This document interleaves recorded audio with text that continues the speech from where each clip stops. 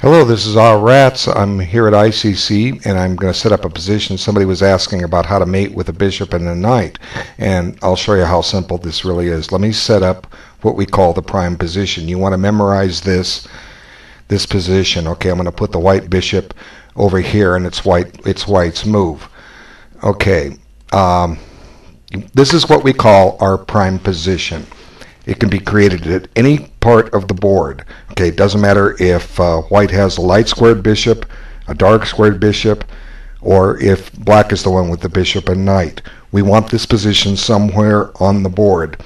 Now, the first general rule to understand is you can give a mate on anywhere, but you can't force a mate anywhere. And by anywhere, I mean a corner of the board. I imagine it's even possible somewhere on the side. I'm not going to try to prove that. But okay, here's the basic concept. I'll tell you how to play this from both sides of the board. Okay, if you're black, you want to remember that white can't force a checkmate in the corner of the opposite color, the bishop. So what black should strive to do is run his king to the opposite corner, because that's a corner that white can't give a mate in. And let's illustrate what happens. In this position, black only has one legal move. He must come here, okay? And then white will now bring the knight back to e5. Now this takes away the square of d7 from black. Now the worst possible move black can play in this position is king f8. And I have a very interesting story on this. Back in 1973, at the tournament in Los Angeles, run by the Continental Chess Association, two future heavy hitters of chess were battling it out. Future Grandmaster Larry Christensen and future International Master Jeremy Silman. And Christensen was down a piece in the ending, and he sacrificed it for Silman's last pawn. And the humorous story is that Silman didn't know how to mate, and he had to work it out over the board, and he did. But unfortunately, Larry Christensen made it a little easier on Jeremy. He played king f8 in this type position. So now the win is elementary. What you do is you go in and you're going to recreate this prime position that I set up to start with, 2 files to the left. Okay, now you give a check, and the king must go back to e8, and then you put the king on e6. Now look, black has to go over here, right? Only legal move. Now, if black tries to run to e8, now white just gives a check. Black must come to d8. And look at that. We've got the same prime position 2 files over. We're making progress. Now, I'm not going to show the mate from this position just yet. Let's look at the best defense by black. Let's go back to this move here. Okay, when instead of playing king f8, let's run. Whoop, I'm going to have to go back with the buttons here. Okay.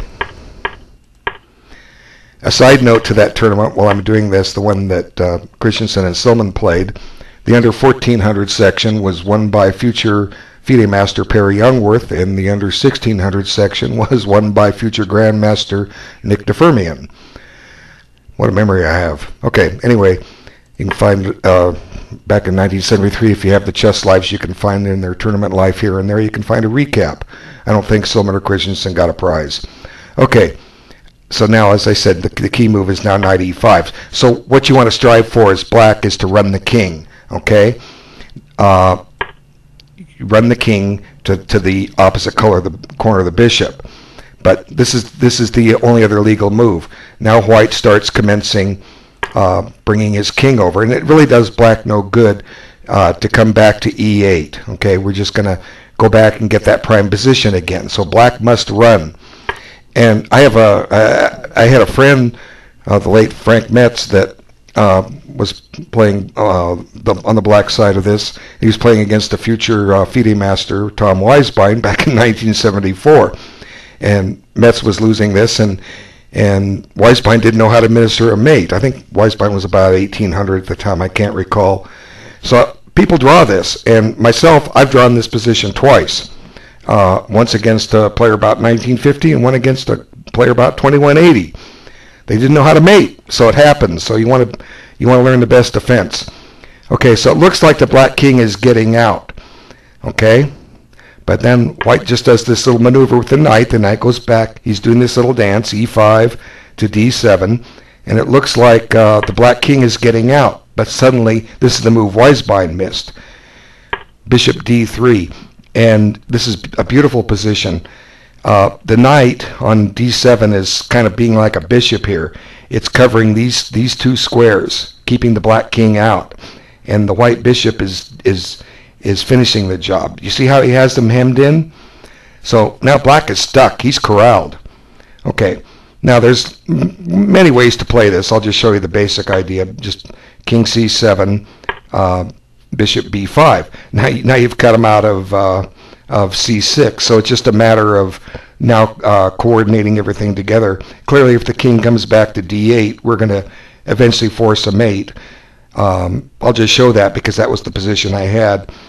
Okay, we'll go this way, and let's suppose that black goes and runs this way. We'll come back and answer that question. We've recreated the prime position. See, remember I had that earlier? Well, now it's back again.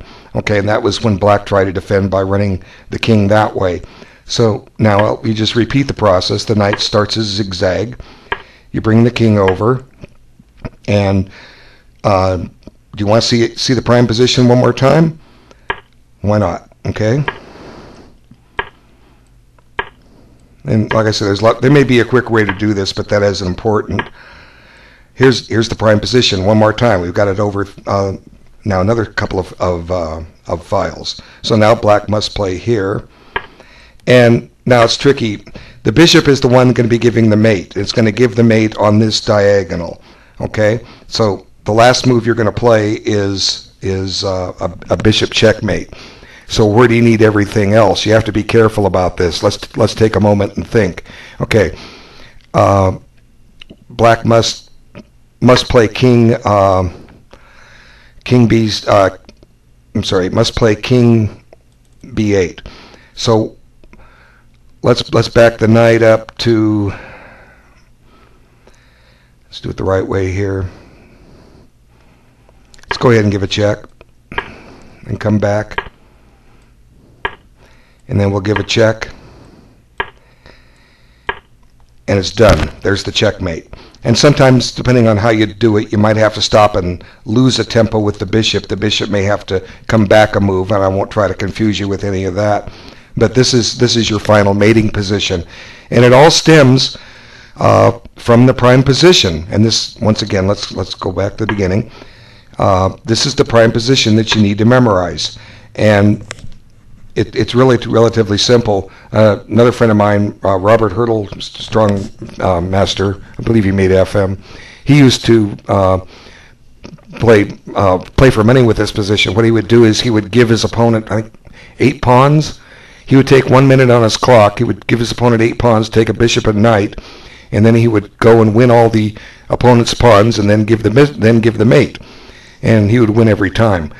And this was in the day when we just had clocks. We didn't have internet 1-minute chess, so it was kind of spectacular back then to watch. So have a lot of fun with it. There's some history on this. I mean, I've drawn it twice with the black side. How do you get into these positions, you ask? Well, there's a lot of ways. As I mentioned, Christensen was down a piece, and Silman had the bishop, knight, and a pawn. And Christensen sacked his last minor piece for the pawn. Myself, I think both times I had a rook for the bishop, knight, and pawn. I was able to give up my rook for the pawn when it was eventually going to queen. So these things aren't as rare as you might think. They can happen. Okay, thanks for your time. I hope you got this down. Good luck and good chess to you all. Take care.